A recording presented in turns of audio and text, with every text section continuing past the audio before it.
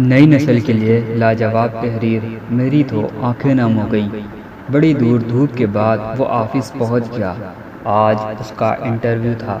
وہ گھر سے نکلتے ہوئے سوچ رہا تھا کاش آج میں کامیاب ہو گیا تو فوراً اپنے پشتینی مکان کو خیر بات کہہ دوں گا اور یہیں شہر میں قیام کروں گا۔ امی اور ابو کی روزانہ کی مغز ماری سے جان چھڑا لوں گا۔ صبح جاگنے سے لے کر رات کو سونے تک ہونے والی مغز ریزی سے اکتا گیا ہوں، بیزار ہو گیا ہوں۔ صبح غسل خانے کی تیاری کرو تو حکم ہوتا ہے پہلے بستر کی چادر درست کرو پھر غسل خانے جاؤ۔ غسل خانے سے نکلو تو فرمان جاری ہوتا ہے نل بند کر دیا، تولیہ صحیح جگہ پر رکھا ہے یا یوں ہی پھینک دیا۔ ناشتہ کر کے گھر سے نکلنے کا سوچو تو ڈانٹ پڑی، پنکھا بند کیا یا چل رہا ہے، کیا کیا سنے۔ یار نوکری ملے تو گھر چھوڑ دوں گا۔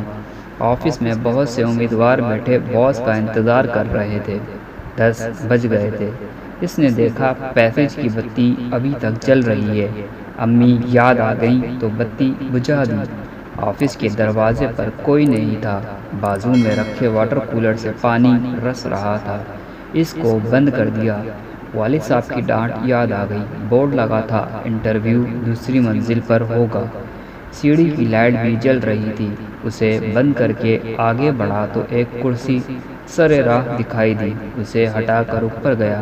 دیکھا پہلے سے موجود امیدوار اندر جاتے اور فوراً واپس آ جاتے تھے۔ معلوم کرنے پر پتہ چلا کہ وہ اپلیکیشن لے کر کچھ پوچھتے نہیں ہیں، فوراً واپس بھیج دیتے ہیں۔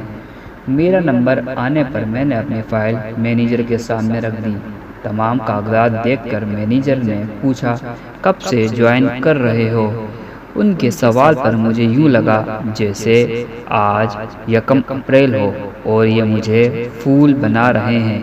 مینیجر نے محسوس کر لیا اور کہا اپریل فول نہیں ہے، حقیقت ہے۔ آج کے انٹرویو میں کسی سے کچھ پوچھا ہی نہیں گیا، صرف CCTV میں امیدواروں کا برتاؤ دیکھا گیا ہے۔ سبھی امیدوار آئے مگر کسی نے نل یا لائٹ بند نہیں کی سوائے تمہارے۔ مبارکباد کے مستحق ہیں تمہارے والدین جنہوں نے تمہیں تمیز اور تہذیب سکھائی ہے۔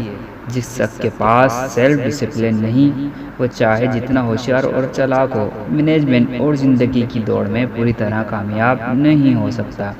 یہ سب ہو جانے کے بعد میں نے پوری طرح طے کر لیا گھر پہنچتے ہی امی اور ابو سے معافی مانگ کر انہیں بتاؤں گا کہ آج اپنی زندگی کی پہلی آزمائش میں ان کی چھوٹی چھوٹی باتوں پر روکنے اور ٹوکنے کی باتوں نے مجھے جو سبق پڑھایا ہے ان کے مقابل میری ڈگری کی کوئی قیمت نہیں ہے۔